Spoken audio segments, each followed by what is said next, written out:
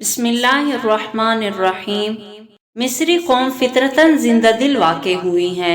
جو حال آج ہے وہی ہمیشہ تھا۔ کتنے ہی تکلیف مصیبت ہو، مصری ہنسنا اور غم بھول جانا جانتا ہے اور جانتا تھا۔ اونچے حلقوں کی طرح پرانے مصری کسان بھی سب کچھ جھیلنے پر بھی خوش رہتے تھے۔ امیروں کی طرح غریب بھی جب موقع پاتے جلسے کرتے اور دوستوں کو دعوتیں دیتے، دل کھول کر کھاتے اور جی بھر کر پیتے پلاتے۔ شراب کی بڑے رسیا تھا، قسم قسم کی شرابیں بناتے اور دعوتوں میں مٹکوں کی مٹکے خالی کر دیتے۔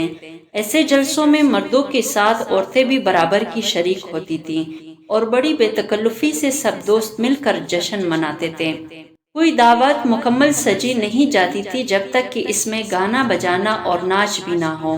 یہ خدمت زیادہ تر پیشہ ور عورتیں انجام دیا کرتی تھی۔ پرانی تصویروں سے صاف ظاہر ہوتی ہیں کہ مصری عورتیں جس طرح آج کل ناچتی ہیں اس طرح اس وقت بھی ناچا کرتی تھیں، اور ان کی ناچ میں سب سے زیادہ نمایاں حرکت پیروں کی حرکت ہوا کرتی تھی۔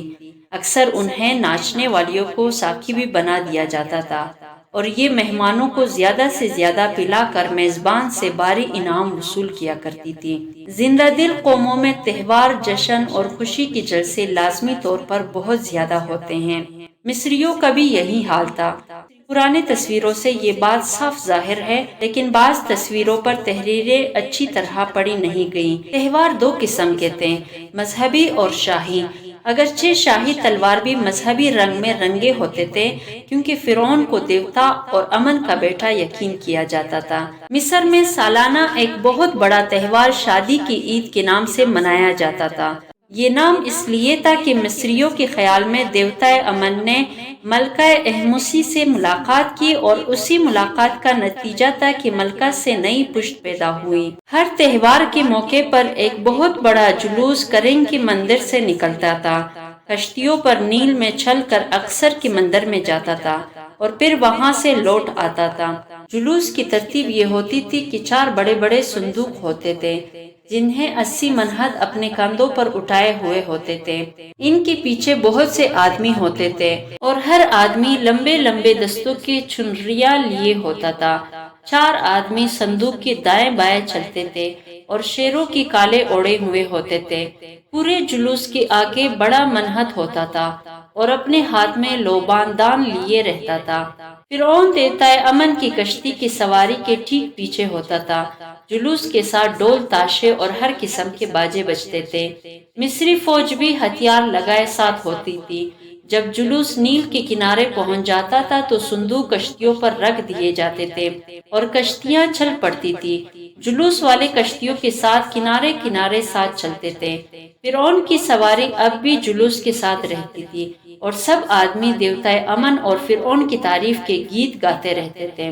جلوس عنصروں کے مندر کے سامنے پہنچتا تو صندوق کشتیوں پر سے اتار لیے جاتے اور منہد انہیں اپنے کاندھوں پر اٹھا کے مندر میں لے جاتے۔ یہاں ان کے سامنے قربانیاں کی جاتی۔ اس موقع پر عورتیں ناچتی رہتی تھی یہاں تک کہ صندوق مندر سے باہر لوٹ آئی اور پھر کشتیوں پر رکھ دیے جائے۔ کرنگ کے مندر میں واپسی پر بھی قربانیاں کی جاتی تھی۔ یہ تہوار ہر برس نوروز کو منایا جاتا تھا۔ شاہی تہواروں میں سب سے بڑے 4 تہوار تھے: فرعون کی تاجپوشی کا تہوار، دونوں مصروں کی اتحاد کا تہوار، مندر پر غلاف چڑھانے کا تہوار اور فرعونی سواری نکلنے کا تہوار۔ تاجپوشی تو ہر فرعون کی ایک ہی دفعہ ہوتی تھی، مگر اس تاجپوشی کی سالگرہ ہر برس منائی جاتی تھی۔ باقی تینوں تہوار بھی سالانہ ہوا کرتے تھے۔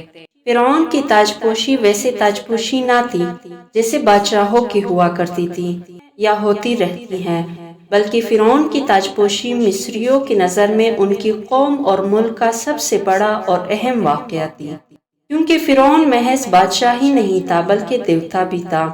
مصر کے سب سے بڑا دیوتا امن کے بعد فرعون کا درجہ تھا۔ فرعون کو امن کا بیٹا مانا جاتا تھا اور یقین کیا جاتا تھا کہ وہ فرعون ہی دنیا کو ہوا بخشتا ہے جس کے بغیر زندگی ممکن نہیں۔ فرعون کی بڑائی کا اندازہ اس ایک واقعے سے کیا جا سکتا ہے کہ فرعون نے مصر کے سب سے اونچے خاندان کے آدمی کو اپنا مقرب بنایا۔ کئی صدیوں سے اس خاندان میں وزارت چلی آئی تھی اور ملک میں یہ خاندان بہت اقتدار حاصل کر چکا تھا۔ فرعون نے اس خاندان کے آدمی کو اپنا مقرب اور مصاحب ہی نہیں بنایا تھا، بلکہ اپنی سب سے بڑی بیٹی بھی اس سے بیاہ دی تھی۔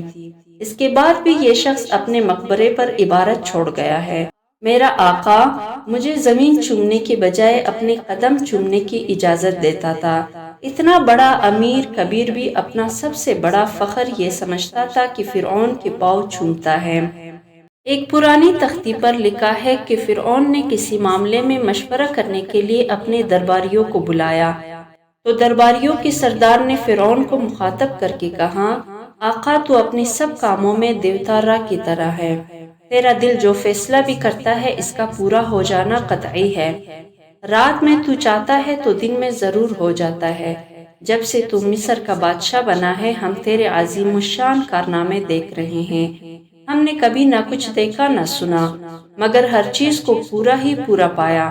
تیرے منہ سے جو بول نکلتے ہیں بعینہ دیوتائے ہورس کے بول ہوتے ہیں جو وہ افق میں بولتا ہے۔ تیری زبان اے آقا ترازو ہے اور تیرے ہونٹ دیوتائے توت کی ترازو کے پلڑوں سے بھی زیادہ ٹھیک ہے۔ کیا چیز ہے جسے تو نہیں جانتا؟ کون ہے جو وہ سب کچھ کر سکتا ہے جو تو بڑی آسانی سے کیا کرتا ہے؟ کون سی جگہ ہے جسے تیرے لازوال آنکھیں دیکھ نہیں چکی ہیں؟ کوئی زمین نہیں جسے تیرے پاک پاؤں رون نہ چکے ہوں، اور ہر زمین میں جو کچھ بھی ہوتا ہے فوراً تیرے مقدس کانوں تک پہنچ جاتا ہے۔ آقا تو حاکم ہے اس وقت سے جبکہ تیری ماں نے تجھے جنا بھی نہ تھا، کیونکہ تو اپنے سے پہلے فرعون کا بیٹا ہے۔ تو اس وقت سے بادشاہ ہے جب بچہ تھا، اور تیری زلفیں تیرے گالوں سے کھیلا کرتی تھی۔ تو اس وقت بھی سپہ سالار تھا جب تیری عمر 10 برس بھی نہ تھی۔ آقا اگر تو پانی سے کہہ دے کہ تو پہاڑ پر چڑھ جائے تو تیرے بول ختم ہونے سے پہلے ہی وہ چڑھ جائے گا۔ تو بے شک دیوتا ہے، بہت ہی بڑا دیوتا، خوش اخلاقی کا دیوتا۔ تیرے منہ میں سے علم کا دیوتا میرے دل میں ہے۔ تیری زبان انصاف کی دیوتا کا تخت ہے اور تیرے ہونٹوں پر انصاف کا دیوتا بیٹھا رہتا ہے۔ یہ فرعون کی عظمت تھی، ظاہر ہے اس کی تاج پوشی کتنا بڑا واقعہ سمجھی جاتی ہوگی اور کس طرح پورا مصر خوشیاں مناتا ہوگا۔ دستور یہ تھا کہ فرعون کی اصلی ملکہ کا سب سے بڑا بیٹا اپنے باپ کا جائز نشین مانا جاتا تھا۔ نئے فرعون کی تاج پوشی مکمل اور صحیح نہیں ہو سکتی تھی جب تک بڑے بڑے دیوتا بھی جلسے میں شریک نہ ہوں۔ دیوتا خود کیسے آتے؟ ان کے نمائندے آتے تھے، اور یہ نمائندے ان کی مندروں کی مہنت ہوا کرتے تھے۔ ہر مہنت اپنے دیوتا کا روح بھر کر آتا تھا۔ چنانچہ مصری مندروں کے دیواروں پر تاج پوشی کی جو تصویریں موجود ہیں، ان میں ہر دیوتا کا مہنت اپنے دیوتا کے روپ یعنی کسی نہ کسی جانور کی صورت میں دکھائی دیتا ہے۔ تاج پوشی کا جلسہ اس طرح شروع ہوتا تھا کہ دیوتا توت اور دیوتا ہورس مقدس پانی سے بادشاہ کے ہاتھ پاک کرتے تھے تاکہ یہ پانی بادشاہ کو زندگی بخشے۔ تصویروں میں دکھایا گیا ہے کہ نیا فرعون ان دونوں دیوتاؤں کے بیچ میں کھڑا ہے اور یہ دونوں اس پر 2 برتنوں سے پانی انڈیل رہے ہیں۔ اس طرح جب فرعون کے ہاتھ پاک ہو جاتے تھے تو دونوں دیوتا اسے شمال اور جنوب کے سب دیوتاؤں کے سامنے پیش کر کے کہتے ہیں: اب فرعون زندوں میں خوش نصیب ہے، شمال و جنوب کا بادشاہ ہے اور ہورس کے تخت پر ہمیشہ بیٹھا رہے گا۔ تاج پوشی کا یہ پہلا جلسہ ہوتا تھا اور اسے دینی جلسہ کہنا چاہیے۔ اس کے بعد ہی دوسرا جلسہ شروع ہوتا تھا۔ اس جلسے میں درباری اراکین، سلطنت اور بڑے بڑے عہدیدار جمع ہوتے تھے اور نئے فرعون کی تخت نشینی کا اعلان کر دیا جاتا تھا۔ ساتھ ہی فرعون کی وہ نام یا لقب بھی ظاہر کر دیے جاتے تھے جو وہ اپنے لیے پسند کر چکا ہوتا۔ اس کے بعد تمام صوبوں اور کمشنروں کے اعلیٰ افسران کو نئے فرعون کی تخت نشینی کی خبر بھیج دی جاتی تھی۔ تیسرے مہینے کے 21ویں تاریخ سال اول میں کہ یہی تاریخ ماہ بدولت کی تاج پوشی کے جلسے کی تاریخ ہے۔ اس کے بعد تیسرا جلسہ شروع ہوتا تھا۔ اس جلسے میں فرعون کو تاج پہنایا جاتا تھا اور شاہی عصا اس کے ہاتھ میں دے دیا جاتا تھا۔ فرعون تاج پوشی کے ایوان میں داخل ہوتا تھا۔ یہاں اونچے چبوترے پر 2 شاہی تخت بچھے ہوتے تھے، ایک جنوبی مصر کا، دوسرا شمالی مصر کا۔ عین اسی وقت دو منحد نمودار ہوتے تھے، ایک کے سر پر ہورس شمالی مصر کی دیوتا کا نشان ہوتا تھا اور دوسرے کے سر پر سبت یعنی جنوبی مصر کی دیوتا کا نشان ہوتا تھا۔ دونوں منحد فرعون کو پہلے جنوبی مصر کی تخت پر بٹھاتے تھے اور ایک ساتھ کہتے تھے ہم نے تجھے جنوب کا بادشاہ بنا دیا، اب تو ہورس کی تخت پر بیٹھا ہے جو ہمیشہ سب کی رہنمائی کرتا رہے گا۔ اس کے بعد یہی دونوں منحد فرعون کو شمالی مصر کی تخت پر بٹھا کے کہتے ہم نے تجھے شمال کا بادشاہ بنا دیا۔ جنوبی مصر کی تخت فرعون کو سفید رنگ کا تاج پہنایا جاتا تھا اور شمالی مصر کی تخت پر سرخ رنگ کا۔ دونوں تاج پہننے اور شاہی عصا ہاتھ میں لینے کے بعد فرعون جائز بادشاہ قرار پا جاتا تھا۔ اس کے بعد مندر کی طواف کرنے کا جلسہ ہوتا تھا۔ نئے فرعون کو مندر کی چاروں طرف دوڑ کے طواف کرنا پڑتا تھا۔ یہ رسم بہت ہی پرانے زمانے سے چلی آتی تھی۔ ایک اور شاہی جشن بھی منایا جاتا تھا جسے فرعون کی سواری کا جشن کہتے ہیں۔ یہ تہوار سالانہ ہوتا تھا۔ پرانے شہر ہابو کی مندر کی دیواروں پر جو تصویریں رامسیس سوم کی سواری کی ہیں، ان میں یہ جشن تفصیل سے دکھایا گیا ہے۔ اس موقع پر منحد فرعون کے سامنے سونے کی درانتی پیش کرتا اور فرعون اسے جو کہ چند پیڑ کاٹ دیتا تھا۔ خیال کیا جاتا ہے کہ اس رسم سے مقصود یہ تھا کہ فرعون زمین کے پیداوار سب سے پہلے حاصل کرے گا، یعنی اس رسم کو نیک شگون سمجھا جاتا تھا۔